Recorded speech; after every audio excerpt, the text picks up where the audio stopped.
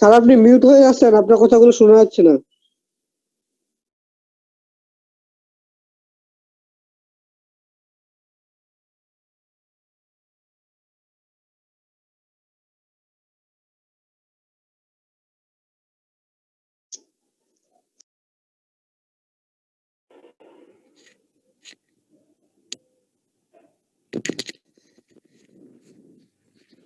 আচ্ছা, আমার কথা কি শোনা যাচ্ছে এখন? জি স্যার, যাচ্ছে। আচ্ছা, আমি একটু ওয়েট করছিলাম যে সবাই অ্যাড হওয়ার জন্য, সময় দিচ্ছিলাম এই জন্য আর কি।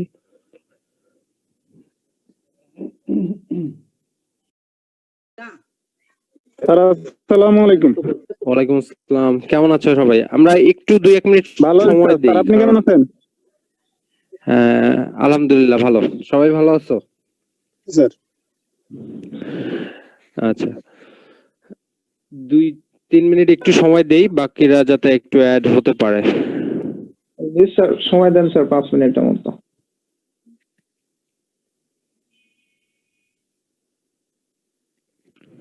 তারপর বলো, তোমাদের কি অবস্থা, কেমন চলছে দিন?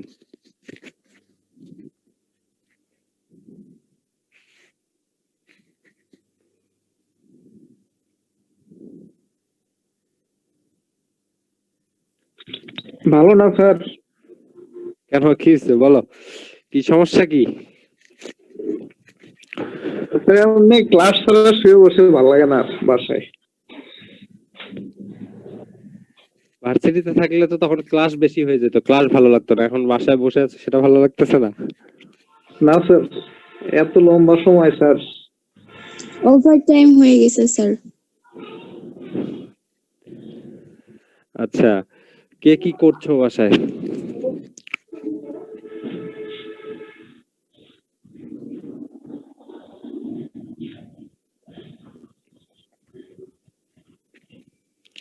জবের প্রিপারেশন নিচ্ছ?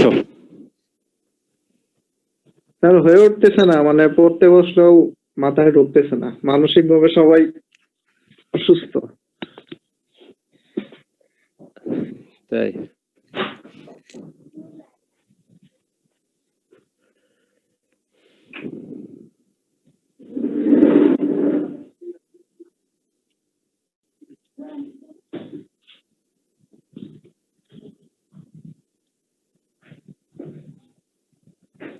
আচ্ছা, সয়েল সায়েন্সের ক্লাস বাকি সবার শেষ নাকি?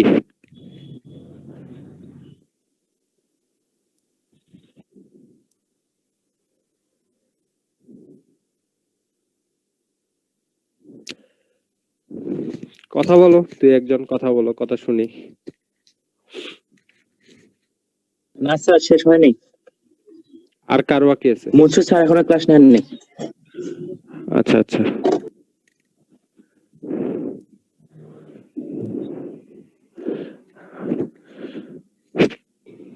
বাকি সবার মোটামুটি শেষ।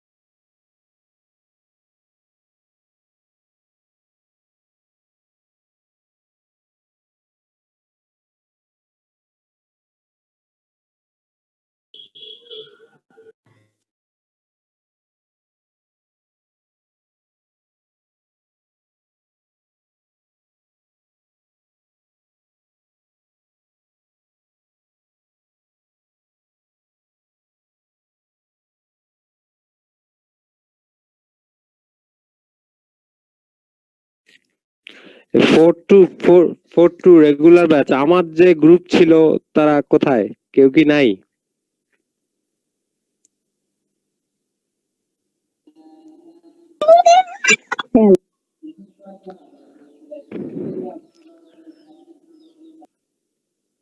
আমার গ্রুপের কেউ নেই এখানে?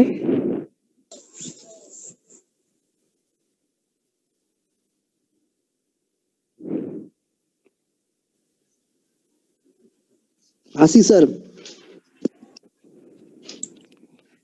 কি অবস্থা তোমার বলো? স্যার আসি। হ্যাঁ, তো আছো তো? কই শুনতে পাচ্ছি না তো।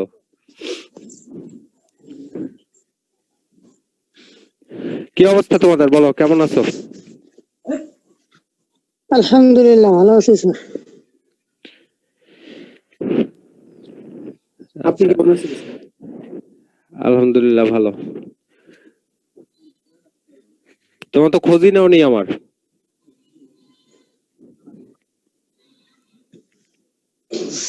স্যার হতাশায় মাঝে সাঝে নিজের নামই ভুলে যাই। তাই? স্যার ফেসবুকে সুন্দর সুন্দর ছবি দেখতেছি তো খুব সুন্দর লাগতেছে, তাই মনে হচ্ছে ভালো আছেন। ভালো থাকার চেষ্টা সবাই করছে। জি তাই। স্যার। আচ্ছা, আমরা শুরু করি। হ্যাঁ, জি স্যার। অনেক সময় হয়ে গেছে, শুরু করা যাক। আচ্ছা, ব্যাপারটা হচ্ছে আমি যে টপিকসটা নিয়ে কথা বলবো সেটা হচ্ছে যে ফার্টিলাইজার ম্যানেজমেন্ট, অর্থাৎ ফার্টিলাইজার ম্যানেজমেন্ট অর্থাৎ তোমরা যে ফোর টু তে একগুলো ফার্টিলাইজার সম্পর্কে পড়ছিলে না? নাইট্রোজেন, ফসফরাস, আলাদা আলাদা করে অনেক বিস্তারিত পড়ানো হচ্ছিল মনে হয়। আমার সাথে অলওয়েজ 2-3 জন কথা বলো, সমস্যা নেই, I don't mind. G sir. G sir. Okay. Nitrogen, phosphorus, potassium, zinc, এগুলো নিয়ে মনে হয় অনেক বিস্তারিত পড়াশোনা করানো হচ্ছিল। হয়ে গেছে সেগুলো না? তারপরে আসলে আমার এটা নেওয়ার কথা, এই জন্য আমি ওয়েট করছিলাম। তো ব্যাপারটা হচ্ছে যে ফার্টিলাইজার ম্যানেজমেন্ট তোমরা এই কিছুদিন পরে যখন শেষ হয়ে যাবে, তখন মূলত যে বিষয়গুলো মাথায় রাখতে হবে, সবচেয়ে ইম্পর্টেন্ট যে সাইডটা, যদিও অল্প, আমার পার্টটা খুবই অল্প, বাট সবচেয়ে ইম্পর্টেন্ট যে সাইডটা, যে আমি কি চিন্তা করে আসলে ফার্টিলাইজার গুলো দেব, কি কি চিন্তা ভাবনা আমার মাথায় থাকতে হবে, কোথায় কতটুকু আসলে কমানো যেতে পারে ফার্টিলাইজার ইউজ, অথবা কোথায় কতটুকু দেওয়া উচিত, এরকম একটা আইডিয়া হয়তো বা মানে এটাই মেইন। আমার মনে হয় যে তোমরা যদি বাইরে যদি যাও, তাহলে কৃষক তোমাদেরকে এটাই জিজ্ঞেস করবে যে আমি এই জিনিসগুলো লাগিয়েছি, তাহলে সার কি আগের মতোই দিব না একটু কমায় দিব? এই প্রশ্নগুলোর সম্মুখীনই মনে হয় সবচেয়ে প্র্যাকটিক্যালি বেশি হয়, তাই তো? তো আমি এই বিষয়টার উপরে কিছু বলার চেষ্টা করব। ব্যাপারটা হচ্ছে যে আমি স্ক্রিন শেয়ার করব, তোমরা দেখতে পাবে, দেন হচ্ছে যে সেখান থেকে আমি বাকি বিস্তারিত ব্যাখ্যা দেওয়ার চেষ্টা করব।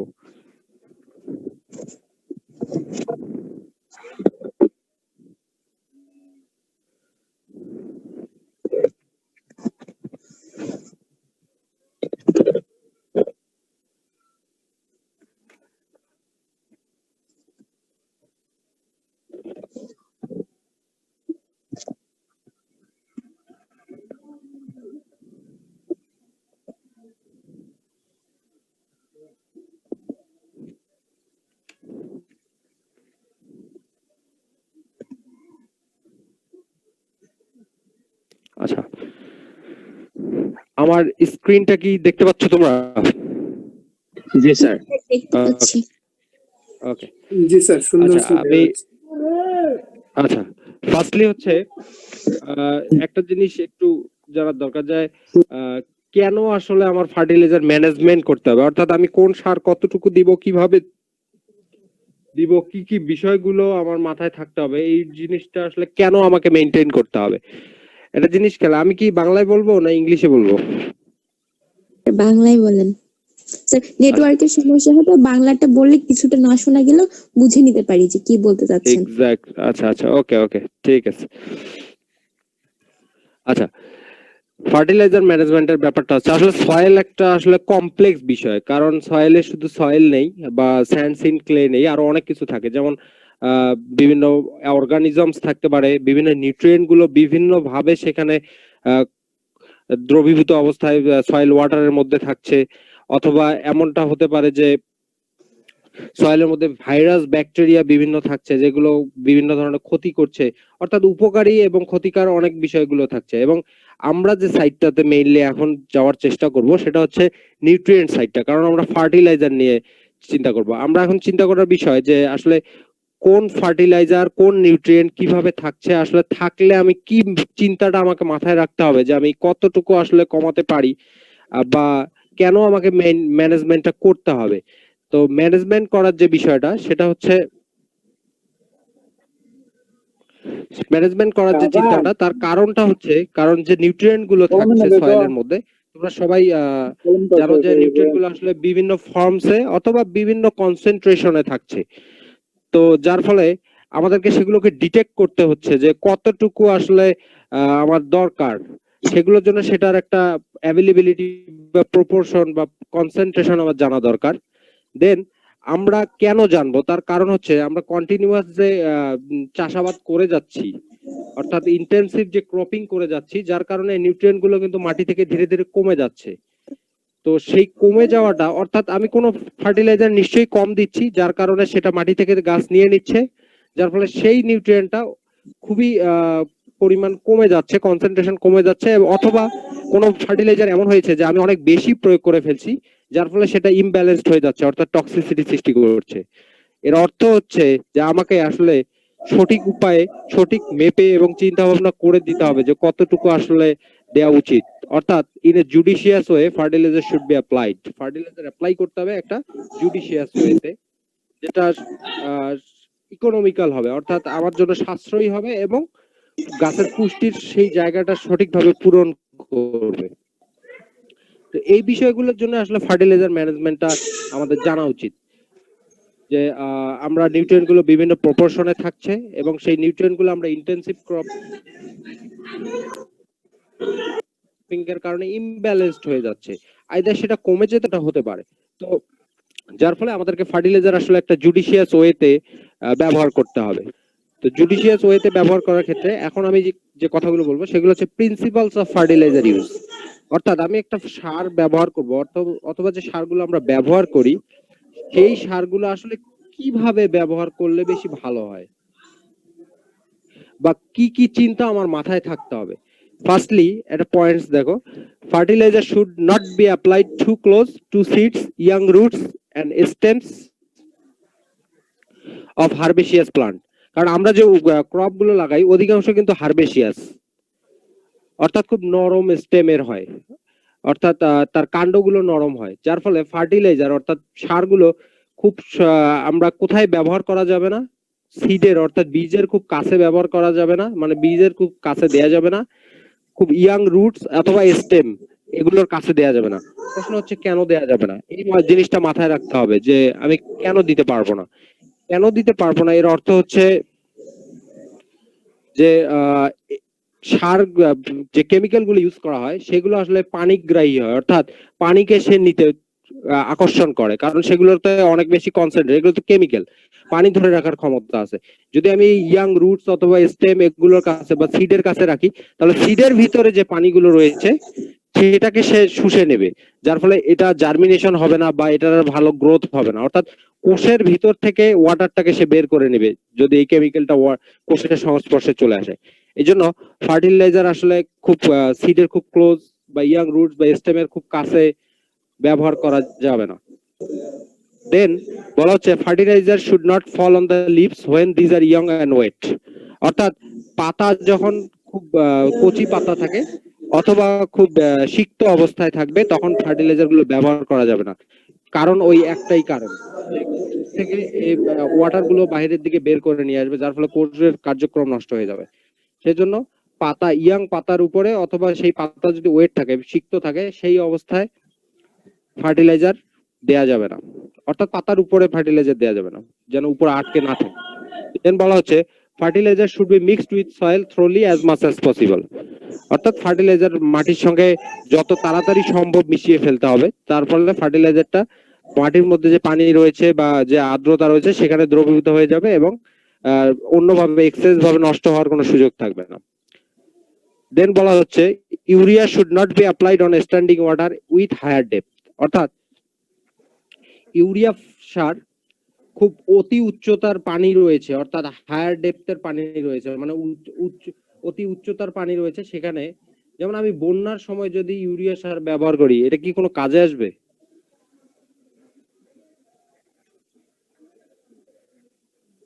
ফার্টিলাইজার No, অনেক sir. ওয়াশ আউট হয়ে যাবে। এক্স্যাক্টলি, ওয়াশ আউট হবে, লিচিং হতে পারে, in any way it can be removed and that is not so much effective for us. That's why fertiliser আসলে বিশেষ করে ইউরিয়া ফার্টিলাইজার কথা বলা হচ্ছে, এটা স্ট্যান্ডিং ওয়াটার, অর্থাৎ দাঁড়িয়ে থাকা পানি আছে যে পানিটা নড়ছে না চড়ছে না সেখানে দেয়া যাবে না, কারণ এটা আমাদের জন্য ইফেক্টিভ হবে না। দেন বলা হচ্ছে এখন হচ্ছে ডিউরিং, এগুলো হচ্ছে এক একটা করে প্রতিটা ব্যাপারে এগুলো মাথায় রাখতে হবে যে আমি আসলে এই সময়টাতে দিতে পারবো না, এই সময়টাতে দিতে হবে বা এইভাবে দিতে পারবো না। তো বলা হচ্ছে ডিউরিং দ্য রবি সিজন, যদি রবি সিজন হয়, তোমরা মনে হয় রবি, খরিফ 1 খরিফ 2 সম্পর্কে একটু আইডিয়া আছে তাই না? স্যার ওকে, যদি রবি সিজন হয়, যদি সেখানে ইরিগেশন দেওয়ার ফ্যাসিলিটিস না থাকে, অর্থাৎ এমন জায়গায় আমার ফিল্ড যেখানে আমি ইরিগেশন দিতেই পারবো না, তাহলে যে ইউরিয়া সারটা রয়েছে সেটা আসলে যখন আমি মাটিটাকে প্রস্তুত করব ক্রপ লাগানোর জন্য তখন সাথে সাথেই দিয়ে দিতে হবে, মাটির সঙ্গে মিক্সড করে দিতে হবে। অর্থাৎ যদি রবি সিজনে সেখানে ইরিগেশন দেওয়ার ব্যবস্থা না থাকে তাহলে ইউরিয়া সারটাকে মাটির সঙ্গে মিশিয়ে ফেলতে হবে যখন আমি সয়েলটা প্রিপেয়ার্ড করব ক্রপ লাগানোর জন্য। তার কারণ হচ্ছে যে ইউরিয়াটাকে যতটা সম্ভব ব্যবহার করার জন্য মাটির সঙ্গে মিশিয়ে, যেটাকে মাটির সঙ্গে মাটির যে পানি বা আর্দ্রতা রয়েছে সেটার সাথে দ্রবীভূত করানো যায়, যেহেতু আমি পরবর্তীতে ইরিগেশন দিতে পারবো না। এবং যদি এই ইউরিয়া আমি পরবর্তীতে ব্যবহার করি মাটির সঙ্গে না দিয়ে ক্রপ লাগানোর পরে, তাহলে সেটা সরাসরি ক্রপের সংস্পর্শে চলে আসবে, কারণ সেখানে পানি থাকবে না, সরাসরি কেমিক্যালটা, যেহেতু ইরিগেশনের ব্যবস্থা নেই, কেমিক্যালটা সরাসরি চলে আসবে ক্রপের সংস্পর্শে, যেটা আমাদের জন্য ক্ষতিকারক। দেন এখন প্রশ্ন হচ্ছে রবি সিজনে ইরিগেশন না থাকলে এই ব্যাপারটা, প্রশ্ন হচ্ছে যদি ইরিগেশন ব্যবস্থা সিস্টেম থাকে তাহলে কি করব? বলা হচ্ছে ডিউরিং রবি সিজন যদি ফ্যাসিলিটিস থাকে তাহলে ইউরিয়াটাকে 2 থেকে 3 স্প্লিটসে ব্যবহার করতে হবে, অর্থাৎ 2 থেকে 3 ভাগে ব্যবহার করতে হবে যদি ইরিগেশনের সুবিধা থাকে। আমার কথাগুলো কি বোঝা যাচ্ছে? জি স্যার। জি স্যার বোঝা যাচ্ছে। ওকে, আচ্ছা, বলা হচ্ছে যদি সেই রবি সিজনে ইরিগেশনের ব্যবস্থা থাকে তাহলে আমাকে আসলে সমস্ত ইউরিয়া সার একসাথে ব্যবহার করার দরকার নেই, তখন আমি 2 থেকে 3 স্প্লিটসে ব্যবহার করতে পারবো। আচ্ছা, স্প্লিটসে তাহলে প্রশ্ন হচ্ছে আমি কখন ব্যবহার করব? এই 2 থেকে 3 স্প্লিটসটা আসলে কখন হবে?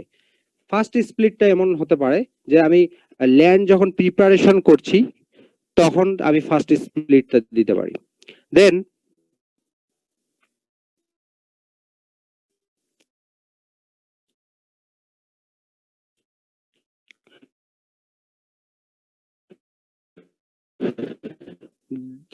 বলা হচ্ছে যে ল্যাবটা আমি যে ক্রপটা লাগাবো সেটা যদি ভেজিটেটিভ গ্রোথ করছে ভেজিটেটিভলি, অর্থাৎ রিপ্রোডাক্টিভ কোনো অর্গানস তার সৃষ্টি হয়নি, সেই সময় যখন ভেজিটেটিভ গ্রোথ থাকবে সেই সময় আমি সেকেন্ড একটা স্প্লিট দিতে পারি।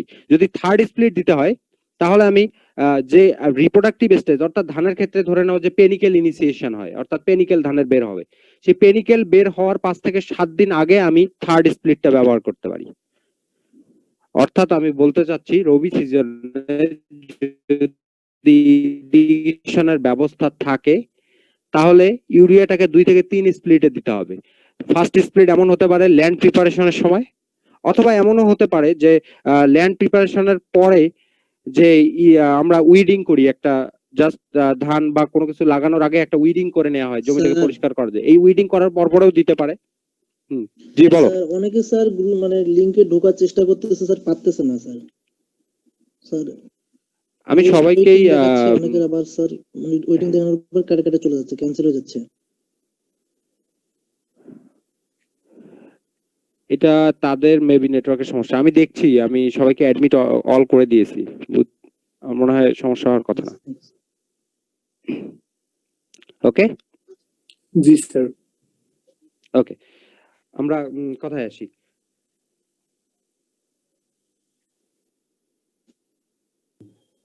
আচ্ছা, তাহলে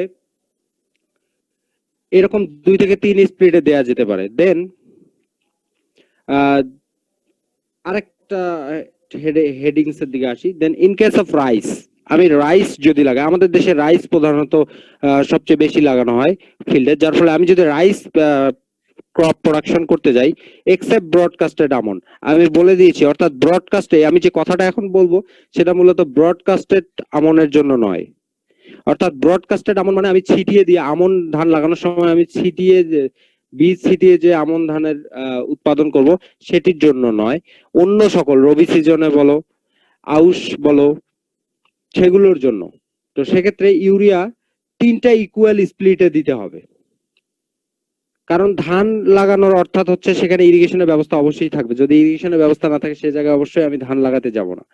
তো ধান লাগাতে গেলে ইরিগেশন থাকবে, তখন ইউরিয়াটাকে আসলে 3টা স্প্লিটে ইকুয়াল স্প্লিট, অর্থাৎ যে ধানের যে জাতের জন্য যতটুকু ইউরিয়া দরকার পড়বে ওই ইউরিয়াটাকে 3টা সমান ভাগে ভাগ করে দিতে হবে। কখন দিতে হবে? ওই যে আমি আগে বলেছি 2 থেকে 3 স্প্লিট কোন কোন সময় দিতে হবে, ঠিক সেই সময়টা মেনটেন করতে হবে। আমার কথা কি বুঝতে পারছো? জি স্যার। ওকে, আচ্ছা, এগুলো হলো জেনারেল। দেন বলা হচ্ছে যদি ভেজিটেবলস হয় তাহলে কি হবে। যদি ভেজিটেবলস হয় তাহলে ইউরিয়া 2 থেকে 3 স্প্লিটে দিতে হবে। সেটা কিসের উপর মেনটেন করবে যে আমি কখন দিব, সেটা মেনটেন করবে ওই যে ভেজিটেবলস আছে সেই ক্রপের গ্রোথ পিরিয়ডের উপর, অর্থাৎ কতদিন সেই ক্রপটা ফিল্ডে থাকছে সেটার উপর নির্ভর করবে যে আমি ইউরিয়াটাকে 2 স্প্লিটে দেব না 3 স্প্লিটে দেব, বা কতটা সময় গ্যাপের মধ্যে দিব। যেমন ধরে নাও যে যদি লাল শাক হয়, সেখানে যতটুকু দরকার পড়বে, লাল শাকের সময়কাল তো অল্প, অনেক অল্প, দেখা যাবে যে 25 দিন বা 30 দিন। তো সেখানে আমি যদি 2 স্প্লিটে ইউরিয়া দেই তাহলে সেটাকে আমি যে সময়টার গ্যাপ দিতে পারবো।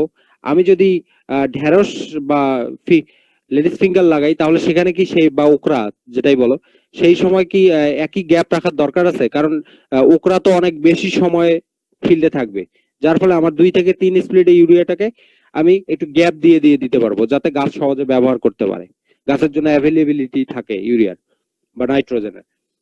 এই জন্য বলা হচ্ছে যে সেই ক্রপ, অর্থাৎ ভেজিটেবলস এর ক্ষেত্রে সেই ক্রপের গ্রোথ পিরিয়ড, অর্থাৎ কতটা সময় সে ফিল্ডে থাকছে সেটার উপর ভিত্তি করে তাকে 2 থেকে 3 স্প্লিটে বিভক্ত করে দেওয়া যেতে পারে, বাট কখনোই রিপ্রোডাক্টিভ স্টেজে নয়। যেমন ওকরার ক্ষেত্রে, লাল শাক ধরে নাও যে আমরা গাছটাকেই ব্যবহার করব খাওয়ার ক্ষেত্রে, কিন্তু ওকরার ক্ষেত্রে আমরা কিন্তু ফলটা ব্যবহার করবো, অর্থাৎ যখন ফুল আসবে তখন কিন্তু আমি ইউরিয়াকে ব্যবহার করতে পারবো না। অর্থাৎ তার আগে যে গ্রোথ পিরিয়ড রয়েছে, অর্থাৎ ভেজিটেটিভ পিরিয়ড রয়েছে, সেই অংশটাকে 2 থেকে 3 ভাগে ভাগ করে আমি একটা সময়ের গ্যাপ করে ইউরিয়াটাকে ব্যবহার করতে পারবো।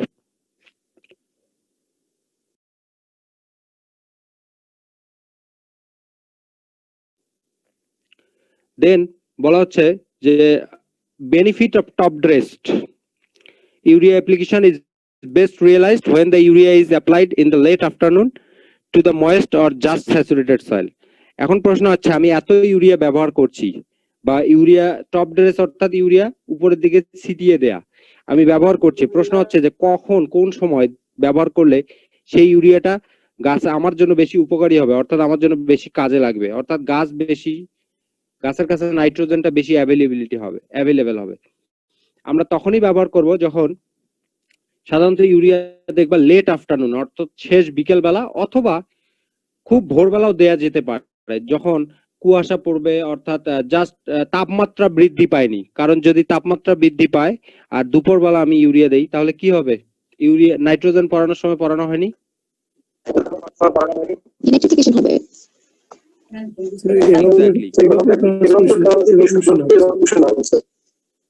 এক্স্যাক্টলি এরকম কিছু লস হবে, অর্থাৎ নাইট্রোজেন লস হবে। সেজন্য আমাকে লেট আফটারনুন অথবা ময়েস্ট অর্থাৎ আর্দ্র অবস্থা অথবা জাস্ট স্যাচুরেটেড সয়েল, এমন হতে পারে যে আমি ইউরিয়া দিতে হচ্ছে আমাকে এখন এই মুহূর্তে, সেটা শেষ বিকেল বেলা হয়নি, তাহলে কি আমি ইউরিয়া দিব না? তখন আমাকে জাস্ট একটু পানি দিয়ে দিতে হবে ফিল্ডের মধ্যে, জাস্ট মাটিগুলো স্যাচুরেটেড যেন থাকে, তারপরে ইউরিয়াটা অ্যাপ্লাই করতে হবে। ক্লিয়ার?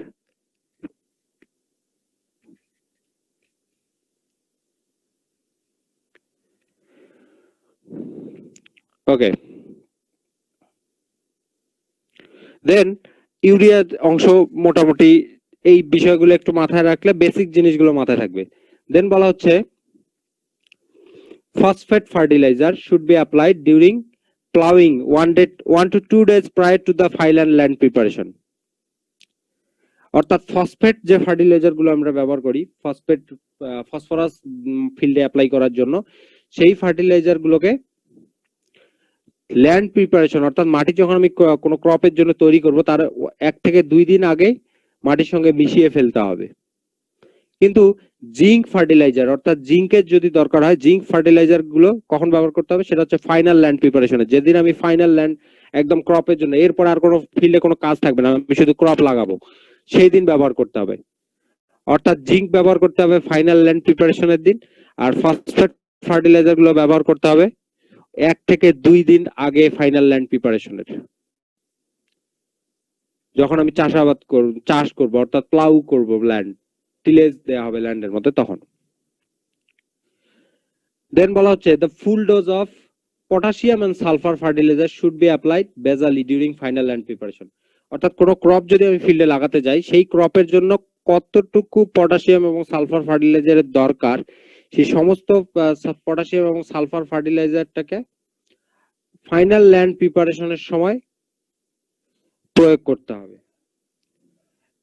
আরেকটা স্পেশাল কেস আছে ফর টোবাকো এন্ড অনিয়ন, অর্থাৎ তামাক এবং পেঁয়াজ, এই দুটোর ক্ষেত্রে potassium sulphate should be used instead of muriate of potash। অর্থাৎ টোবাকো এবং অনিয়ন অর্থাৎ পেঁয়াজ এবং টোবাকোর ক্ষেত্রে, তামাকের ক্ষেত্রে আমি মিউরেট অফ পটাশ অর্থাৎ আমরা যেটা এমওপি ব্যবহার করি সেটা আমি দিতে পারবো না। অর্থাৎ পটাশ সারের ক্ষেত্রে, পটাশ ব্যবহারের ক্ষেত্রে এমওপি ব্যবহার করতে পারবো না, তার বদলে আমাকে ব্যবহার করতে হবে পটাশিয়াম সালফেট।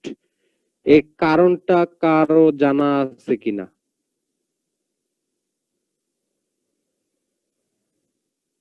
কেউ বলতে পারবে? মাটির অ্যাসিডিটি পিএইচ নিয়ন্ত্রণ করে, এজন্য পিএইচটা মানে কমাই দেয়। আচ্ছা,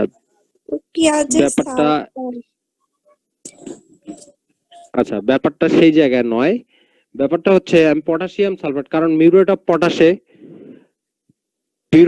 ব্যবহার করতে পারবো না এই কারণেই, কারণ মিউরেট অফ পটাশে যে পটাশিয়ামটা থাকে সেটা যে অ্যাভেলেবিলিটি যে পার্সেন্টেজটা থাকে সেই পার্সেন্টেজ সরাসরি গাছের জন্য ইফেক্ট করে, বিশেষ করে টোবাকো এবং অনিয়নে। তার কারণ হচ্ছে যে টোবাকোতে আমরা তো এই টোবাকো যে বা অনিয়নে যে পাতাগুলো রয়েছে সেই পাতাগুলোকে ঠিক করে ফেলে মিউরেট অফ পটাশের যে পটাশিয়ামটা থাকে, অর্থাৎ পাতাগুলো মোটা করে ফেলবে।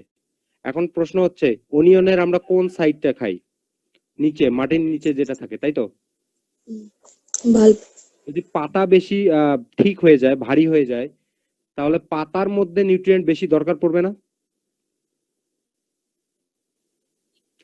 এবং পাতার মধ্যে কোষের সংখ্যা বৃদ্ধি পাবে। যদি পাতার মধ্যে কোষের সংখ্যা বৃদ্ধি পায় এবং নিউট্রিয়েন্ট বেশি দরকার হয়, তাহলে পেঁয়াজ তো ছোট হয়ে যাবে। এক্স্যাক্টলি। যদি পাতার কার্যক্রম বেশি হয় তাহলে তো আমি যে পেঁয়াজ কখন তৈরি হবে? যখন পেঁয়াজের যে অতিরিক্ত খাদ্য, পেঁয়াজের অতিরিক্ত খাদ্যটা গ্রহণ করবে সেটাকে জমায়িত করবে মাটির নিচে, সঞ্চয় করবে, সেটাই কিন্তু পেঁয়াজ। অর্থাৎ যদি পাতার কার্যক্রম বেশি হয় তাহলে পিঁয়াজ ছোট হয়ে আসবে। আর টোবাকোর ক্ষেত্রে যদি পাতা মোটা হয়ে যায়, তো তামাকের পাতা যদি বেশি মোটা হয় তাহলে তার বার্নিং কোয়ালিটি নষ্ট হয়ে যায়। কারণ টোবাকোর ক্ষেত্রে আমাদের টার্গেটই হচ্ছে যে ধীরে ধীরে বার্ন করবে। যত তাড়াতাড়ি যদি তাড়াতাড়ি বার্ন করে তাহলে কিন্তু সেটা ভালো টোবাকো নয়। অর্থাৎ পাতা বেশি ঠিক হয়ে গেলে পাতার কার্যক্রম সেটা শুকাতে বেশি সময় লাগবে তামাক পাতা, এবং সেটা বার্নিং কোয়ালিটি নষ্ট হয়ে যায়। কারণ বেশি পটাশ যদি পাতার মধ্যে থাকে তাহলে খুব তাড়াতাড়ি সেই পাতাটাকে শুধু পটাশের কারণেই বার্নটা বেশি তাড়াতাড়ি ক্লোজ হয়ে আসবে। আমার কথা কি বুঝতে পেরেছো তোমরা? জি স্যার। ওকে, জি স্যার, বুঝে গেছি। আচ্ছা, এগুলো হচ্ছে আর মনে হয় দুই একটা, এগুলো হচ্ছে বেসিক প্রিন্সিপালস, আরো দুই একটা মেবি আছে একটু। আচ্ছা, দেন বলা হচ্ছে যে সালফার আর জিঙ্ক ফার্টিলাইজারে তাহলে কি হবে? Sulphur and zinc fertilisers may be top dressed if necessary, especially if the recommended dose of the fertilizer have not been applied basally. অর্থাৎ যদি দরকার না পড়ে তাহলে আসলে সালফার আর জিঙ্ক দেয়ার টপ ড্রেস করার কোনো দরকার নেই। একদম যদি সহজ ভাষায় বলতে যাই, অর্থাৎ যদি দরকার না পড়ে তাহলে যে ক্রপের ক্ষেত্রে দরকার নেই, বা যদি কোনো মাটিতে আমি মাটি টেস্ট করে দেখি যে সেখানে সালফার জিঙ্ক মোটামুটি লেভেলে রয়েছে, সেখানে আসলে সাধারণত দরকার পড়ে না। কিন্তু কখন দরকার পড়বে এটা অন্তত জানতে হবে, যে আমি কখন বুঝতে পারবো। ধরে নাও, আচ্ছা, যদি এমন হয় যে সালফারের ডেফিসিয়েন্সি সিমটম কি জানো কি কেউ?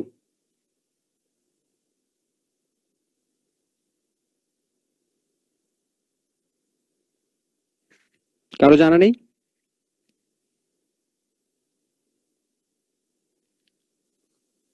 লাইট গ্রিন টু ইয়েলো, আচ্ছা, সেটা ইয়েলো লিফ।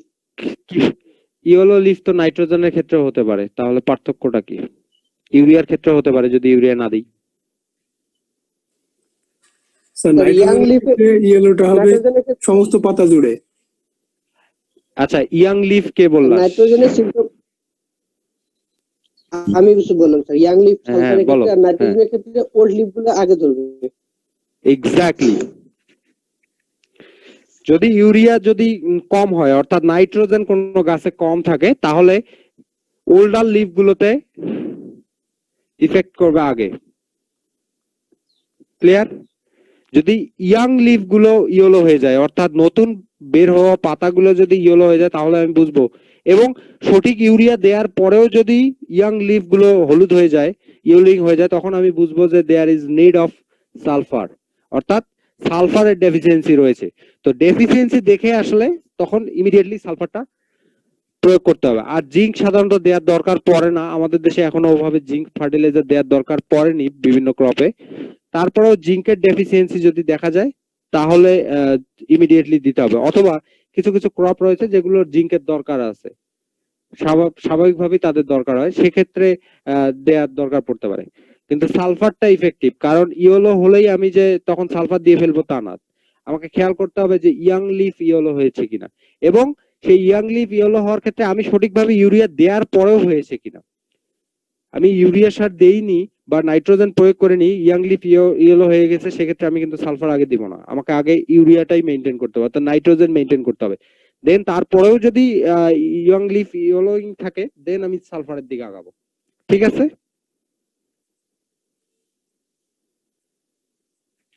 ওকে, দেন বলা হচ্ছে ফর জুট, যদি পাট হয়, পাটের ক্ষেত্রে আসলে কি হবে? পাটের ক্ষেত্রে যদি আমি 5 থেকে 7.5 টন পার হেক্টর কাউডাং ব্যবহার করতে পারি। কখন ব্যবহার করব? যখন আমি পাট লাগাবো, অর্থাৎ বীজ ছিটিয়ে দিব, তার 2 থেকে 3 সপ্তাহ আগে যদি আমি ওয়েল কম্পোস্ট 5 থেকে 7.5 টন পার হেক্টর এই রেটে কাউডাং ব্যবহার করতে পারি, তাহলে সেখানে আসলে ইউরিয়ার দরকার পড়বে না। অর্থাৎ এই অ্যামাউন্ট যদি আমি ব্যবহার করতে পারি তাহলে ইউরিয়ার দরকার পড়বে না, এক্সেপ্ট একটা এক্সেপশনাল আছে। অর্থাৎ স্বাভাবিক জুটের তো অনেক জাত আছে, তাই না?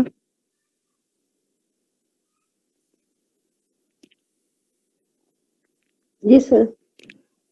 আচ্ছা, জুটের যে জাতগুলো আছে সেক্ষেত্রে স্বাভাবিক জাতগুলোতে 5 থেকে 7.5 টন পার হেক্টর কাউডাং ব্যবহার করলে 2 থেকে 3 সপ্তাহ আগে যদি ব্যবহার করি ইউরিয়া ফার্টিলাইজার দরকার হবে না, এক্সেপ্ট কয়েকটা কাল্টিভার আছে। অর্থাৎ 0-2-9897 নামে একটা কাল্টিভার আছে, তোমরা হয়তো বা জানো না। 02 অর্থাৎ 0-9897 এই নামের কিছু কাল্টিভার আছে, অর্থাৎ জাত আছে, যেগুলোতে আসলে এই যদি 5 থেকে 7.5 টন কাউডাং দেয়া হয় তারপরেও কিছু নাইট্রোজেনের দরকার পড়বে। অর্থাৎ এই কাল্টিভার গুলো ছাড়া, এই সিরিজের কাল্টিভার গুলো ছাড়া বাকি জুটের জাতগুলোতে যদি 5 থেকে 7.5 টন কাউডাং থাকে তাহলে আর ইউরিয়ার দরকার পড়বে না। ক্লিয়ার?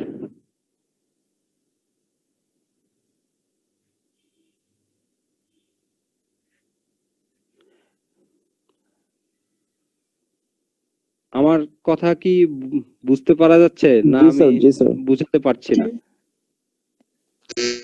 ওকে, দেন বলা হচ্ছে ফর ইন্টারক্রপস, অর্থাৎ আমি যদি একটা ক্রপের মাঝে, যেমন ইন্টারক্রপস উইথ সুগার, কারণ আমাদের দেশে সাধারণত সুগারের মাঝখানে অন্য কিছু, অর্থাৎ আখের মাঝখানে অন্য কিছু করা হয়। For intercrops with sugar fertilizer recommend, আমি যদি ইন্টারক্রপিং করি অর্থাৎ সুগার ক্যানের মাঝে অন্য কোনো ক্রপ ব্যবহার করি তাহলে আমি কিভাবে ফার্টিলাইজার ব্যবহার করব? তাহলে আমাকে সাধারণত আমি যদি সুগার ক্যানের মাঝে অর্থাৎ সারির মাঝে যদি অন্য ক্রপ লাগাই অর্থাৎ ইন্টারক্রপিং করি তাহলে আমাকে সাধারণত 1/2 অথবা 1/3 of the recommended rates of the fertiliser, অর্থাৎ মাঝখানে সারির মাঝে যে ক্রপটা আমি লাগিয়েছি সেই ক্রপটার যে পরিমাণ ফার্টিলাইজারের প্রয়োজন, যেহেতু আমি অলরেডি সুগারে কিছু ফার্টিলাইজার দিয়ে ফেলবো এবং তার মাঝখানে অন্যান্য ক্রপ গুলো লাগিয়েছি সারির মাঝখানে, সেক্ষেত্রে যে ক্রপটা আমি লাগিয়েছি সেই ক্রপটার যতটুকু ফার্টিলাইজার দরকার তার 1/2 অথবা 1/3 ফার্টিলাইজার আমি ব্যবহার করব ইন্টারক্রপিং এর ক্ষেত্রে যদি সুগার ক্যানের সাথে হয়। ক্লিয়ার? Yes sir. ওকে, আচ্ছা, দেন বলা হচ্ছে যদি বায়ো ফার্টিলাইজার ব্যবহার করা হয় কোথাও, যদি দেখতে পাই যে আমি বায়ো ফার্টিলাইজার সম্পর্কে পড়ানো হয়েছে না? জি স্যার। ওকে, যদি বায়ো ফার্টিলাইজার ব্যবহার করা হয় অর্থাৎ যদি বায়ো ফার্টিলাইজার লিগুমিনাস করে, বায়ো ফার্টিলাইজার ধরে নাও যে একটা নাম আছে রাইজোবিয়াম, নাম শুনেছো? জি স্যার। আচ্ছা, রাইজোবিয়াম যদি লিগুমিনাস ক্রপস ব্যবহার করা হয়, লিগুমিনাস জাতীয় যে ক্রপস গুলো রয়েছে সেগুলোতে যদি রাইজোবিয়াম ব্যবহার করা হয় তাহলে সেই রাইজোবিয়াম লিগুমিনাস রুটস এর সাথে যুক্ত করে লিগুম রাইজোবিয়াম সিম্বায়োসিস তৈরি করে, জানা আছে না? জি স্যার। এবং সেই সিম্বায়োসিস কি কাজ করে? বাতাসের ডাইনাইট্রোজেন অর্থাৎ N2 ডাইনাইট্রোজেনকে মাটিতে সংবর্ধন করে এবং সেই নাইট্রোজেনটাকে কনভার্ট করে গাছের ব্যবহার উপযোগী আয়নের সৃষ্টি করে এবং গাছ সেটা ব্যবহার করতে পারে। আমি কি ঠিক বলছি? জি স্যার। ওকে, যার ফলে যদি লিগুমিনাস ক্রপসে বায়ো ফার্টিলাইজার ব্যবহার করা হয় তাহলে আসলে নাইট্রোজেনের কোনো দরকার পড়বে না। সেক্ষেত্রে কতটুকু ব্যবহার করলে দরকার পড়বে না?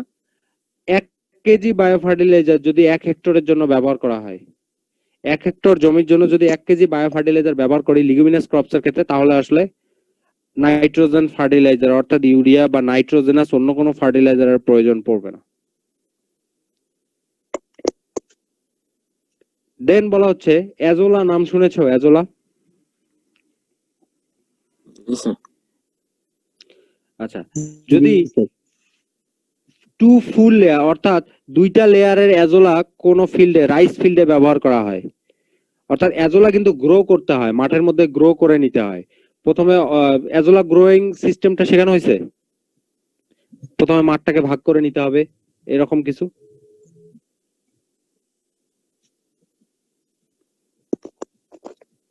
না স্যার। এটা তো শেখানোর কথা। আচ্ছা, এটা হতে পারে যে মনসুর স্যার নিতে পারে, আমি জানি না। আচ্ছা, অ্যাজোলা গ্রো করতে হয়, আমি তোমাদেরকে একটা স্বাভাবিক একটা ধারণা দিই, খুব সিম্পল ধারণা। আমি মাপ বা সঠিক মাপ বা পরিমাণ আমি বলছি না, যে কতটুকু অ্যাজোলা কতটুকু জমি এটা বলছি না। আমি স্বাভাবিক একটা, ধরো একটা বড় ফিল্ডকে তোমাকে ছোট প্রথমে 2 ভাগ করলা, তারপরে সেটাকে 4 ভাগ করলা, তারপর 8 ভাগ করলা, অর্থাৎ এইভাবে একটা ছোট অংশতে নিয়ে আসতে হবে। ধরে নাও যে একটা জমিকে আমি 16 ভাগ করে ফেলছি, অনেক বড় জমি, তো 16 ভাগের একটা ভাগ, একটা কোনায় তো একটা ভাগ থাকবে, তাই না? ওই একটা ভাগে নির্দিষ্ট পরিমাণ পানি দিতে হবে, সাধারণত 5 থেকে 7 সেন্টিমিটার পানি মাটির উপরে যেন থাকে, সয়েলের উপর থাকে, এরকম পানি প্রয়োগ করতে হবে। দেন এই অ্যাজোলাটাকে ওখানে, এগুলো বাজারে কিনতে পাওয়া যায়, অ্যাজোলাটাকে ওখানে দিতে হবে। তো এটা একটা ফাইটোপ্লাঙ্কটন জাতীয়, অর্থাৎ উদ্ভিদের পানির মধ্যে যে উদ্ভিদগুলো ভেসে বেড়ায়, নীল নীল আমরা পুকুরের মধ্যে দেখি না, এই জাতীয়। তো তখন হবে কি, এই অ্যাজোলাটা সেখানে গ্রো করবে, বংশ বৃদ্ধি করবে। দেন আমি যেভাবে জমিটাকে ভাগ করেছি, আমি এই যে ছোট্ট অংশটার মধ্যে অ্যাজোলা ব্যবহার করেছি, একটা নির্দিষ্ট সময় পরে আমি একটা বান্ড, অর্থাৎ একটা জমির কি বলে, জমির আল বলে নাকি, জমির আল। হ্যাঁ, তো পাশের প্লট আমি যে 16টা ভাগ করেছি তার একটা কোনায় ব্যবহার করেছি, বাকি 15টা তো ফাঁকা আছে। অর্থাৎ কয়েকদিন পরে আমি জাস্ট একটু আল কেটে দিব যাতে পাশেরটাতে যেতে পারে, এবং পাশেরটাতে সেই পানিটা 5 থেকে 7 সেন্টিমিটার পানিটা থাকতে হবে, যার ফলে এখানকার অ্যাজোলা বংশ বৃদ্ধি করতে করতে জায়গা যখন হবে না তখন ওটাতে চলে যাবে। এভাবে পুরো ফিল্ডটা কভার করবে। যদি এইভাবে 2 লেয়ার্স হয়, অর্থাৎ 2 লেয়ারের অ্যাজোলা ব্যবহার করা হয় রাইস ফিল্ডে, তাহলে আসলে কি হয়, তাহলে দেখা গেছে যে এটা আসলে বিভিন্ন রিসার্চের ব্যাপার, যে 2 লেয়ারের অ্যাজোলা যদি ব্যবহার করা হয় পুরো ফিল্ডে, তাহলে 30 থেকে 40 কেজি নাইট্রোজেন এটা জমিতে অলরেডি বাতাস থেকে ডাই নাইট্রোজেনকে জমিতে নিয়ে এসে সংবর্ধন করে। অর্থাৎ রাইসের ক্ষেত্রে যতটুকু নাইট্রোজেনের দরকার হবে তার 30 থেকে 40 কেজি আমার অলরেডি দেয়া হয়ে গেছে যদি ফুল লেয়ার অফ অ্যাজোলা দেয়া হয়। সেক্ষেত্রে আমি এই 30 থেকে 40 কেজি বাদ দিয়ে বাকি যতটুকু নাইট্রোজেনের দরকার পড়বে সেই অনুযায়ী যতটুকু ইউরিয়া দরকার পড়বে আমি সেটা দিতে পারবো। ক্লিয়ার? জি স্যার। ওকে, এগুলো হচ্ছে আমি এতক্ষণ যে কথাগুলো বললাম, এগুলো হচ্ছে মূলত প্রিন্সিপালস অফ ফার্টিলাইজার ইউজ। অর্থাৎ ফার্টিলাইজার ব্যবহার করতে গেলে এই জিনিসগুলো একটু মাথায় থাকলে বেশি ভালো হবে, এবং এটা কিন্তু খুবই ইম্পর্টেন্ট একটা বিষয়। তার কারণ হচ্ছে যে তোমরা বাইরে যে প্রশ্নগুলোর সম্মুখীন হবা তার কিছু উত্তর হয়তো বা এখানে থাকতে পারে। অন্তত পরিমাণ জানা না থাকলে এই বেসিক জিনিসগুলো তোমাকে তুমি ব্যবহার করতে পারবা, যে আসলে এরকমটা হতে পারে, আমি এরকম দেওয়া উচিত।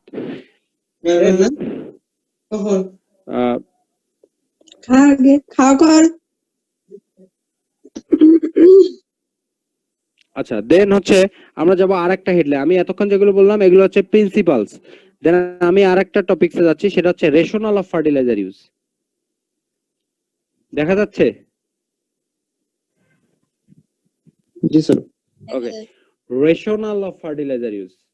এতক্ষণ আমি বললাম যে বেসিক প্রিন্সিপাল, এই প্রিন্সিপাল গুলো তো তোমাকে মেইনটেইন করতে হবে। আর এখন বলছি রেশনাল অফ ফার্টিলাইজার ইউজ। আমি এখন মোটামুটি প্রত্যেকটা ফার্টিলাইজারকে একটু ধরে ধরে আগাবো, যার ফলে তোমরা বুঝতে পারবা যে যদি আমি কোনো বছরে বছরে আসলে কি পরিমাণে ইউরিয়ার দরকার, ফসফেট দরকার, বা পটাশিয়াম ফার্টিলাইজারের দরকার, বা কোন মাটিতে কেমন দরকার, বা কতটুকু কমায় দিতে পারবো সেটা, অর্থাৎ আমি কতটা কমের মধ্যে ফার্টিলাইজারটাকে সঠিকভাবে আমার ব্যবহার করবে। আগের গুলো হচ্ছে দেয়া, অর্থাৎ ফার্টিলাইজার অ্যাপ্লাই করার যে বেসিক প্রিন্সিপাল, আমি কি অ্যাপ্লাই করব কিন্তু আসলে কি জিনিস মাথায় রাখবে। এখন হচ্ছে আমি কতটুকু পর্যন্ত কমাতে পারবো বা কমিয়ে আমার সর্বোচ্চ লেভেলটা ঠিক থাকবে, অর্থাৎ গাছ সর্বোচ্চ ব্যবহার করতে হবে। তো এটার জন্য আসলে একটা জিনিস আগে চিন্তা করতে হবে। ফার্স্ট লাইনটা একটু চিন্তা করো। For efficient fertiliser management, rabi season crops should be considered as the first crop. অর্থাৎ আমি কিন্তু এখানে যে আলোচনাগুলো করবো এটা হচ্ছে পুরো একটা বছরের, ঠিক আছে? অর্থাৎ এক বছরে কতটুকু ইউরিয়া বা ফসফরাস বা পটাশিয়াম দরকার বা অন্য ফার্টিলাইজার দরকার পুরো বছরের। তো বছর সরি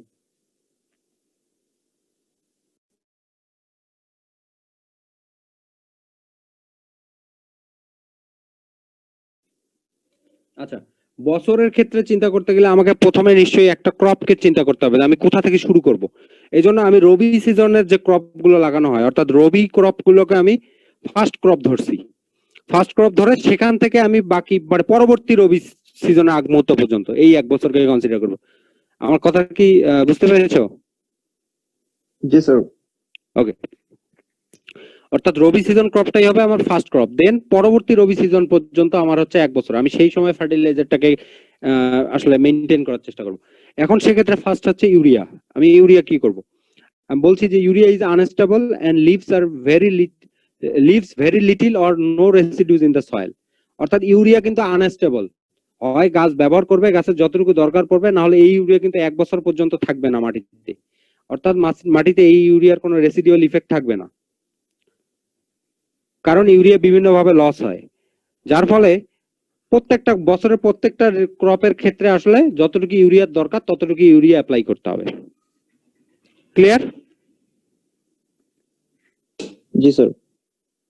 আচ্ছা, অর্থাৎ রবি সিজনেও ওই ক্রপের ক্ষেত্রে যতটুকু ইউরিয়া দরকার সেটা ব্যবহার করতে হবে। খরিফ সিজনে যদি আমি অন্য ক্রপ লাগাই সেখানে তার যতটুকু ইউরিয়া দরকার ততটুকু, কারণ ইউরিয়া কখনো রেসিডিউস থাকে না এবং আনস্টেবল, যার ফলে এটাকে যতটুকু দরকার ততটুকুই ব্যবহার করতে হবে।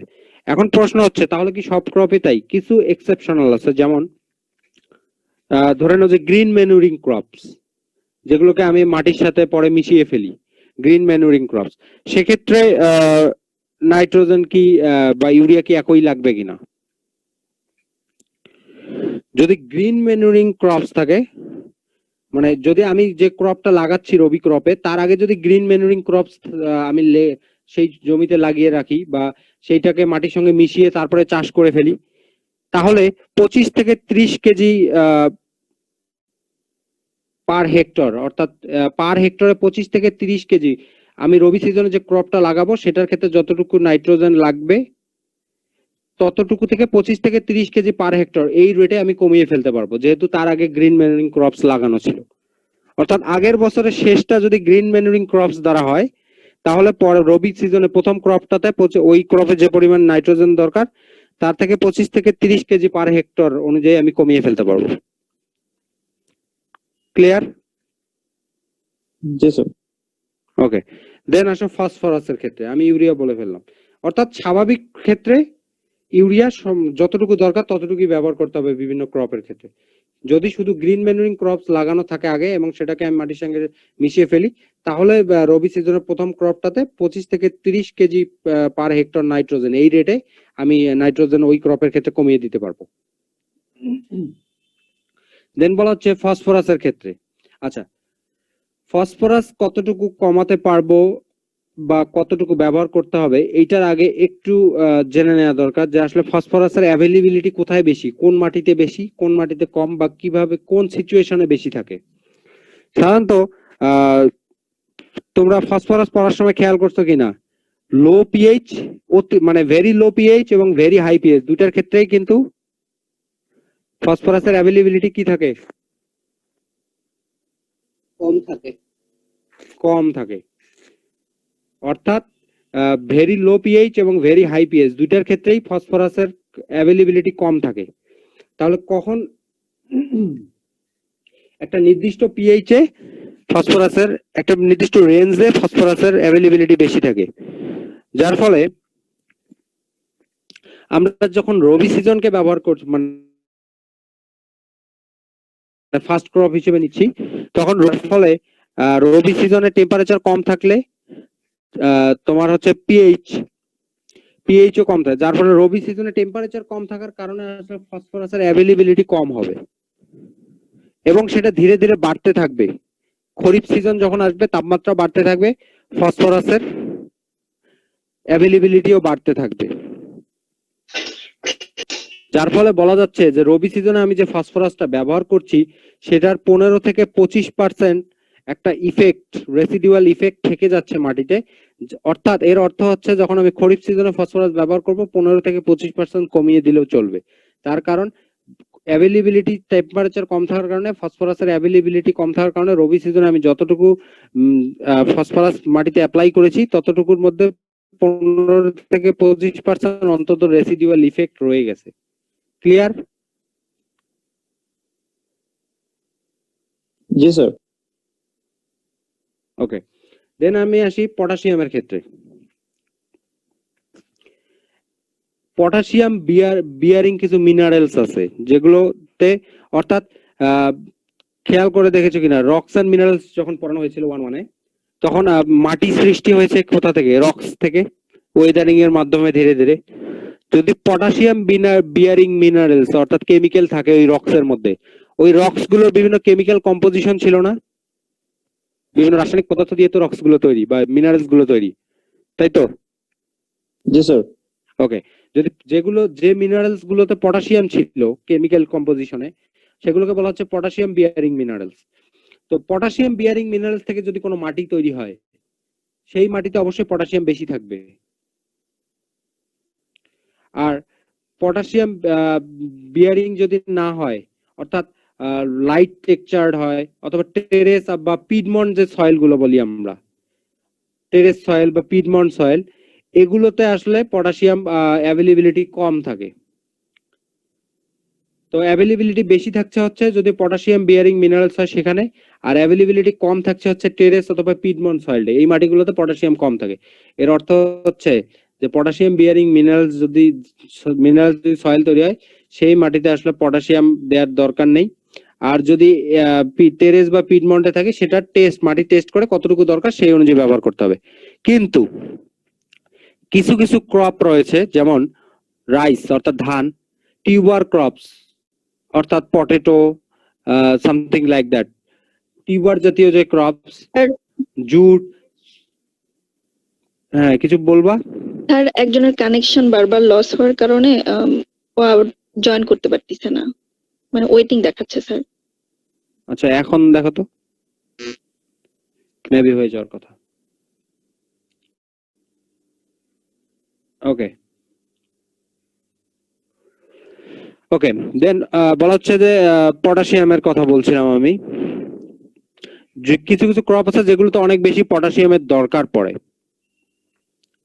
ওকে, যেমন টিউবার ক্রপস এর কথা বললাম, রাইস বা সুগার ক্যান এগুলোর কথা বললাম, বা কিছু ফ্রুটস আছে অর্থাৎ ফলের গাছ রয়েছে যেগুলোতে দরকার পড়ছে। তো সেগুলোর কারণে পটাশিয়াম বেশি দরকার, অর্থাৎ সেখানে যদি পটাশিয়াম বিয়ারিং মিনারেলস হয়েও যায়, তারপরেও আমাকে সেখানে কিন্তু কিছু পটাশিয়াম ব্যবহার করতে হবে। এখন সেন্টেন্সটাতে আসি। Potassium application should therefore B considered as maintenance dose. অর্থাৎ ওই যে বললাম এতক্ষণ যে শর্তগুলোর কথা বললাম, সেটা কি পটাশিয়াম বিয়ারিং মিনারেলস থেকে তৈরি হওয়া সয়েল না ক্রপস কি লাগানো হয়েছে, এগুলো সবকিছুর উপর ভিত্তি করে আমাকে মাটি টেস্ট করে মেইনটেইন করার জন্য যতটুকু দেওয়ার দরকার আমি আসলে সেই মেইনটেইনটা করতে পারি, অর্থাৎ মেইনটেইন ডোজ বলা হচ্ছে এই কারণেই। সেটা মাটি টেস্ট করে হতে পারে, ক্রপের দরকারের উপর হতে পারে, সেই হিসেবে ব্যবহার করতে পারি। However, about 25% of potassium can be reduced in the subsequent crops after product. এখন আমি বললাম যে কিছু কিছু ক্রপসে অনেক বেশি দরকার পড়ে পটাশিয়ামের, তো সেই ক্রপগুলো যদি আমি রবি সিজনে লাগাই, দেন পরবর্তী ক্রপের ক্ষেত্রে, যেহেতু আমি আগেই বলছি যে ওই ক্রপগুলোতে অনেক বেশি পটাশিয়াম দেয়া হয়েছে, যার ফলে কিছু রেসিডিয়াল ইফেক্ট তো থাকবেই। সে কারণেই তোমার হচ্ছে পরবর্তী যে ক্রপ গুলো আমি লাগাবো সেখানে এই ক্রপ গুলোর ক্ষেত্রে যেগুলোতে বেশি পটাশিয়াম দরকার হয়, সেগুলোর পরবর্তী যে ক্রপ গুলো লাগাবো সেখানে 25% পটাশিয়াম কম দিলেও হবে। ক্লিয়ার? জি স্যার। ওকে, দেন বলা হচ্ছে সালফারের ক্ষেত্রে আসি। আমি নাইট্রোজেন বললাম, ফসফরাস বললাম, পটাশিয়াম বললাম, এখন সালফারের ক্ষেত্রে আসি। সালফারের ব্যাপারটা হচ্ছে, সালফার খুব বেশি রেসিডুয়াল ইফেক্ট সালফারের মাটিতে থেকে যায়, যার ফলে সালফার আসলে সেই পরিমাণ ব্যবহার করার দরকার হয় না। অর্থাৎ রবি সিজনে কোনো ক্রপসে যতটুকু সালফার দেওয়ার দরকার ততটুকু সালফার যদি আমি দিয়ে দেই, পরবর্তী ক্রপ গুলোতে যতটুকু দরকার পড়বে, অন্য যে ক্রপটা লাগাবো সেখানে যতটুকু দরকার পড়বে তার 50% দিলেই হবে, কারণ সালফারের রেসিডুয়াল ইফেক্ট অনেক বেশি এবং কম তাপমাত্রায় সালফার রিলিজ করে না, অর্থাৎ রবি সিজনে রিলিজ কম করবে, কিন্তু পরবর্তী ধীরে ধীরে টেম্পারেচার যখন বাড়বে খরিফ সিজনে তখন সালফার রিলিজ বেশি হবে। আগের যে সালফার দিয়েছে সেই অর্থাৎ যে রেসিডুয়াল ইফেক্ট থাকবে সেটাও গাছ ব্যবহার করতে পারবে, যার কারণে পরবর্তী ক্রপটাতে 50% কম দিয়ে দিলেও ওই ক্রপের যে দরকার তার থেকে 50% রিকমেন্ডেড ডোজের 50% সালফার দিলেও সেটা যথেষ্ট। দেন বলা হচ্ছে, তো সালফার বোঝা গেছে কিনা?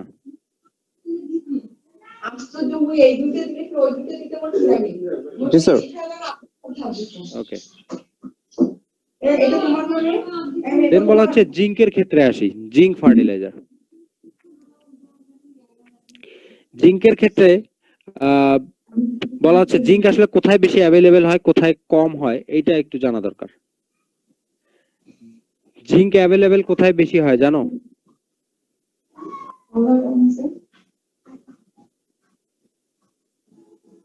জানা আছে?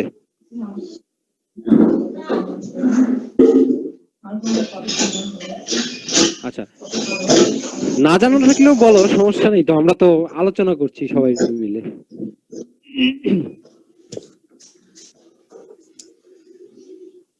জানা নেই স্যার। জিঙ্ক সাধারণত বেশি অ্যাভেলেবেল হয়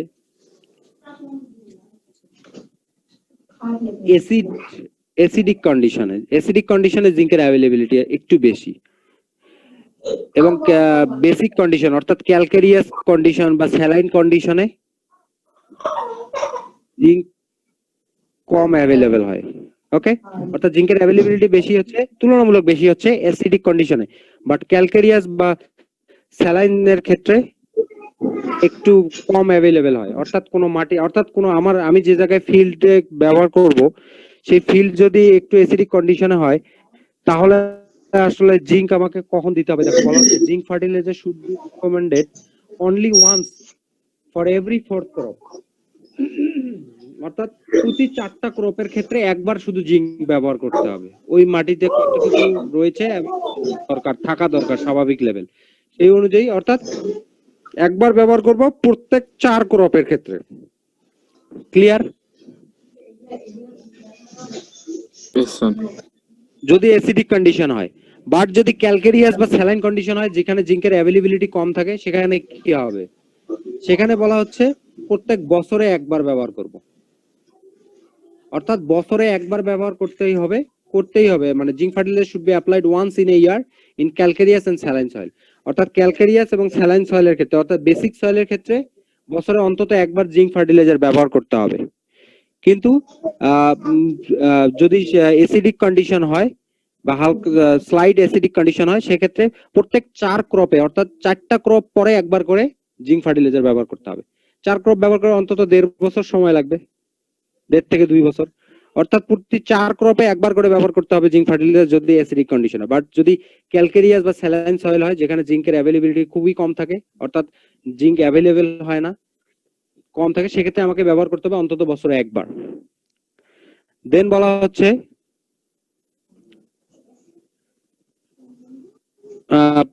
আসলে মোটামুটি যে ফার্টিলাইজার গুলো আমি ব্যবহার করি সেগুলোর কথা মোটামুটি একটু বলে ফেলেছি, যেমন ইউরিয়া অর্থাৎ nitrogen, phosphorus, potassium, sulphur, zinc. এখন আসো পরের টপিকসে, অর্থাৎ পরের সাব টপিকসে, সেটা বলা হচ্ছে cropping patterns where Rabi season. এখন প্রশ্ন হচ্ছে, আমি এতক্ষণ যে কথাগুলো বললাম সবগুলোকে আমি কি কনসিডার করছি? রবি ক্রপটাকে ফার্স্ট ক্রপ হিসেবে চিন্তা করছি, অর্থাৎ বছরের প্রথম ক্রপ। ক্লিয়ার? বছরের প্রথম ক্রপটা হচ্ছে রবি, সেখান থেকে পরের রবি পর্যন্ত। এখন প্রশ্ন হচ্ছে, এমন অঞ্চল রয়েছে যেখানে রবি সিজনই নেই, সেখানে কি হবে? তাই তো বলা হচ্ছে cropping patterns where rabi is a fallow period, অর্থাৎ রবি সিজন নেই, রবিটার সময় জমিটা পতিত পড়ে থাকে। তাহলে কি করতে হবে আমাকে?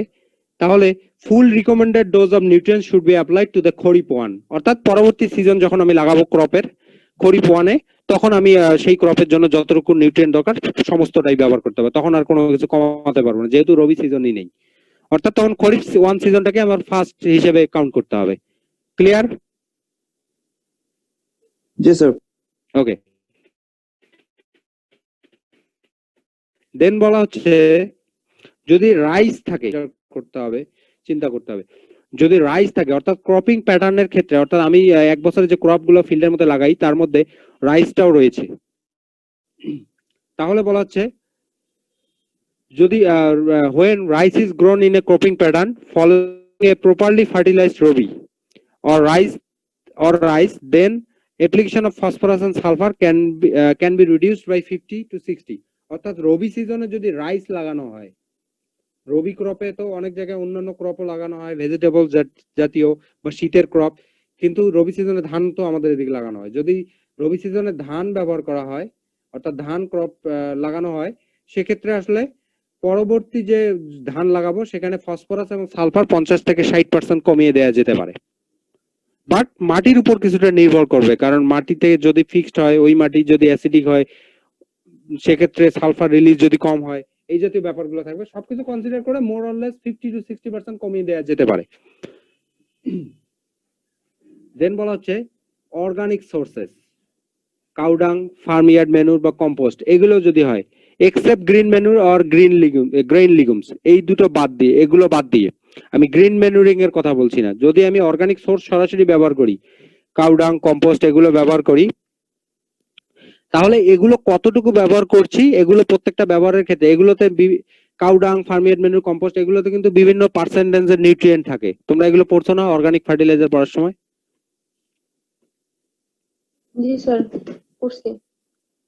ওকে, তো সেক্ষেত্রে বিভিন্ন ধরনের অ্যামাউন্টের ফার্টিলাইজার থাকে। তো কতটুকু আমি কাউডাং, ফার্মইয়ার্ড ম্যানুর বা কম্পোস্ট ব্যবহার করছি, সেখান থেকে কতটুকু নিউট্রিয়েন্ট থাকতে পারে সেটাকে মাইনাস করে আমি বাকি রিকমেন্ডেড ডোজগুলোকে ব্যবহার করতে পারি। সেটাই বলা হচ্ছে of fertiliser nutrients can be reduced from the recommended rates. অর্থাৎ রিকমেন্ডেড রেট থেকে আমি কতটুকু কাউডাং, ফার্মইয়ার্ড ম্যানুর বা কম্পোস্ট ব্যবহার করছি, সেটাকে আমি বা সেটাতে কতটুকু ওই নিউট্রিয়েন্ট আছে সেই অনুযায়ী ফার্টিলাইজার গুলো কমিয়ে দিতে পারি। আমি বলেছিলাম যে এক্সেপ্ট গ্রিন ম্যানুর এবং গ্রেইন লিগুমস। গ্রিন ম্যানুর এবং গ্রেন লিগুমস এর ক্ষেত্রে এক্সেপ্ট বলেছে এই কারণে, কারণ গ্রিন ম্যানুর অথবা গ্রেন লিগুমস এর যদি এই কাউডাং, ফার্মইয়ার্ড ম্যানুর বা কম্পোস্ট ব্যবহার করা হয় গ্রিন ম্যানুরিং ক্রপস এর ক্ষেত্রে, তাহলে আর কোনো আসলে ইউরিয়া বা নাইট্রোজেন বা অন্যান্য কোনো নিউট্রিয়েন্ট দেওয়ার দরকার পড়বে না, এই জন্য এক্সেপ্ট করে দেওয়া হয়েছে। অর্থাৎ অন্য ক্রপের ক্ষেত্রে কাউডাং, ফার্মইয়ার্ড ম্যানুর বা কম্পোস্ট ব্যবহার করলেও যতটুকু ব্যবহার করছি সেটাতে কি পরিমাণ নিউট্রিয়েন্ট, ওই নাইট্রোজেন বা ফসফরাস কত পার্সেন্ট রয়েছে, সেই অনুযায়ী ওই ক্রপের ক্ষেত্রে যতটুকু দরকার পড়বে রিকমেন্ডেড ডোজ থেকে ততটুকু কমিয়ে দিতে হবে। এই হচ্ছে আমার মোটামুটি আজকের কথা। এখন তোমাদের যদি কারো কোনো প্রশ্ন থাকে করতে পারো। স্যার এই স্লাইডের যে খরিফ 1 ফুল রিকমেন্ডেড, এটা যদি আপনি একটু বলতেন, এটা বুঝি নাই আমি। আচ্ছা, এই যে এই পেজের সেকেন্ড পয়েন্টটা, তাই তো? জি স্যার। ওকে, আমি এতক্ষণ যা প্রথমের দিকে ফসফরাস, ইউরিয়া, জিঙ্ক, রেশনালের ক্ষেত্রে আমি বলেছিলাম না যে রবি সিজনটাকে আমি ফার্স্ট ক্রপ হিসেবে চিন্তা করছি, অর্থাৎ এখান থেকে বছর শুরু হবে আমার ক্রপের, পরবর্তী রবি পর্যন্ত 1 বছর, ঠিক আছে? কিন্তু কোনো অঞ্চলে যদি রবি সিজনটাই না থাকে, অর্থাৎ রবি সিজনে কোনো ক্রপই লাগানো হয় না, তাহলে কি হবে? অর্থাৎ যদি ফ্যালো পিরিয়ড থাকে, ওই সময়টা জমি পতিত থাকে, অর্থাৎ ওই অঞ্চলে রবি সিজনে কোনো ক্রপ হয় না, এরকম তো পৃথিবীতে অনেক দেশ আছে, তাই না? জি স্যার। তো সেক্ষেত্রে আমি কি করব? হ্যাঁ, আমাদের এখানেও আছে। সেক্ষেত্রে আমি কি করব? সেক্ষেত্রে পরবর্তী খরিফ ওয়ানে, অর্থাৎ তাপমাত্রা বৃদ্ধি পেলে যে ক্রপ, খরিফ ওয়ানে যে ক্রপ লাগানো হয় সেটাকে আমি ফার্স্ট ক্রপ হিসেবে কল্পনা করব, এবং সেখানে যতটুকু ফার্টিলাইজার দরকার সেই ফুল রিকমেন্ডেড ডোজটাই আমি অ্যাপ্লাই করব। ক্লিয়ার? স্যার তাহলে রবি থাকতো, তাহলে সেখানে কি মানে অর্ধেক করে দেওয়া হয়, যে খরিফে দেওয়া হবে আবার রবিতে দেওয়া হবে, ওইটা অনুপাতে আর কি দেওয়া হয়, এই জন্য কি এখানে বলছে ফুল? এতক্ষণ তো তাই বললাম, যদি রবি থাকে তাহলে আগের যতগুলো পয়েন্ট বলেছি, এই পয়েন্টটা বলার আগে যতগুলো পয়েন্ট বলেছিলাম যে এতটুকু কমিয়ে দেওয়া যেতে পারে জিঙ্ক, এতটুকু ইউরিয়া কমিয়ে দেওয়া যেতে পারে, এতটুকু ফসফরাস, এইটা হচ্ছে যদি রবি থাকে। জি স্যার, বুঝতে পারছি। ঠিক আছে? বা এই যে বললাম যে জিঙ্ক তুমি অ্যাসিড সয়েল হইলে 4 ক্রপে একবার দিলেও হবে, এই শর্তগুলো তখন যখন রবি ক্রপটা আছে, অর্থাৎ রবিতে আমি ফুল ফার্টিলাইজার ব্যবহার করে ফেলেছি, তার পরবর্তীর জন্য এগুলো। আর যদি রবিটাই না থাকে তাহলে খরিফে সব দিতে হবে, সেটাই বলছি। ক্লিয়ার? স্যার বুঝতে পারছি। ওকে, জি স্যার। আর কার কোনো প্রশ্ন? স্যার ইউরিয়ার ক্ষেত্রে যে স্প্লিট অ্যাপ্লিকেশনটা আছে স্যার 2 থেকে 3 বার, এটাকে যদি আমরা কমিয়ে অথবা বাড়িয়ে দেই সেই ক্ষেত্রে কোনো প্রবলেম হবে কিনা? অবশ্যই প্রবলেম হবে। আমি বললাম না, খুব বেশি ইয়াং অবস্থায় গাছের মধ্যে যদি আগেই বাড়িয়ে দাও কেমিক্যাল টক্সিসিটি সৃষ্টি হওয়ার সম্ভাবনা রয়েছে। এই জন্য খেয়াল করে দেখবা ধানের ক্ষেত্রে মোটামুটি 3 ভাগে ভাগ করে দেওয়া হয়। জি স্যার। আর কার কোনো প্রশ্ন? স্যার আপনার নাম কি? তাই, আমার নাম হচ্ছে মেহেদি আলম কৌশিক।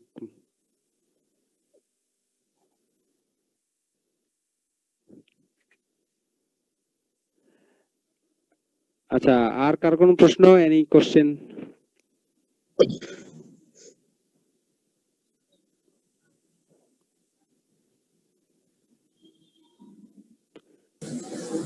না স্যার।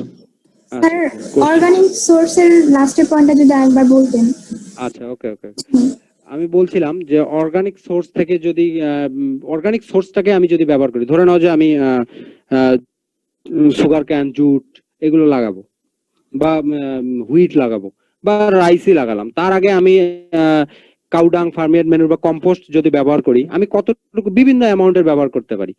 আমি 1 হেক্টরে 100 কেজিও ব্যবহার করতে পারি, 150 কেজি ব্যবহার করতে পারি। তো এই কাউডাং বা কম্পোস্ট এগুলো প্রত্যেকটাতেই তো কিছু পরিমাণ নিউট্রিয়েন্ট আছে, তাই না? অর্থাৎ কিছু কাউডাঙ্গে পার্সেন্টেজ অফ নাইট্রোজেন কত থাকে, পার্সেন্টেজ অফ ফসফরাস কত থাকে, পার্সেন্টেজ অফ পটাশিয়াম কত থাকে, এক একটা অর্গানিক সোর্সে এক এক ধরনের নিউট্রিয়েন্ট থাকে। তো সেক্ষেত্রে আমি কতটুকু ব্যবহার করেছি, অর্থাৎ আমি রাইসের ক্ষেত্রে ধরে নাও যে আমি কতটুকু ব্যবহার করছি, অর্থাৎ আমি যতটুকু ব্যবহার করব ততটুকু সেই অনুযায়ী পার্সেন্টেজটা ক্যালকুলেশন করে রাইসের ক্ষেত্রে যতটুকু নাইট্রোজেন দরকার পড়বে ততটুকু বাদ দিয়ে দিতে হবে, সেটা কমিয়ে ফেলতে হবে। ক্লিয়ার? জি স্যার। ওকে, আর কারো কোনো প্রশ্ন আছে? আর কিছু?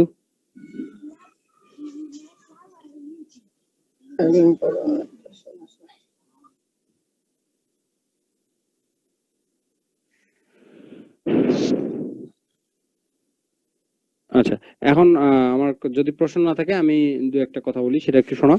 আমি আরেকটা সম্ভবত আরেকটাতে হয়ে যাবে, আমি আরেকটা ক্লাস নিব।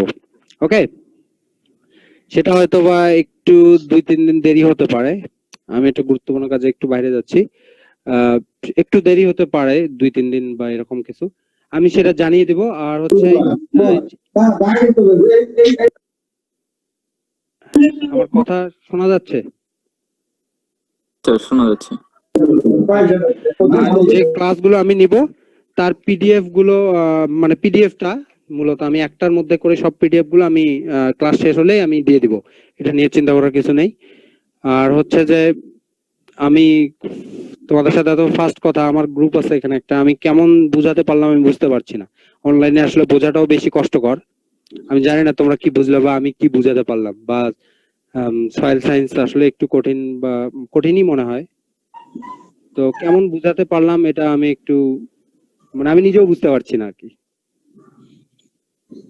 ভালো ছিল স্যার। স্যার ভালো বুঝতে পারছি।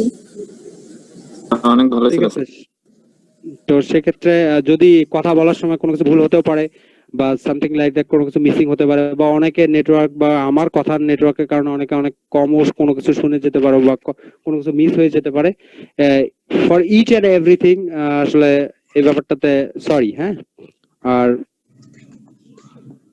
স্যার ওভারঅল আপনার নেটওয়ার্ক কানেক্টিভিটি অনেক ভালো স্যার, আপনার কথাগুলো অনেক ভালোভাবে শুনতে পারছি আমরা। আচ্ছা, তারপরে যদি কিছু মিস হয়ে যায় বা কোনো আমার কথার মধ্যে কোনো ভুলও হতে পারে, সেগুলোর জন্য সরি। দেখাটা বেশি ইম্পর্টেন্ট না, পড়াটা বেশি ইম্পর্টেন্ট। দেখা হবে, দেখা হবে না কেন, অবশ্যই দেখা হবে। তো ঠিক আছে, ভালো থাকো। আমি হয়তো আরেকটা ক্লাস নেবো, আমি জানিয়ে দেবো। আর পিডিএফ আমি ইনশাল্লাহ সময় মতো ক্লাস শেষ করার সাথে সাথে পৌঁছায় দিব। আমার জন্য দোয়া করবা, তোমরা ভালো থাকো। আর যদি কোনো ভুল হয় then I am going to sorry again. Okay sir. Okay, Allah হাফেজ। আল্লাহ হাফেজ। আসসালামু আলাইকুম। আসসালামু আলাইকুম। আসসালামু আসসালামু আলাইকুম। আলাইকুম স্যার।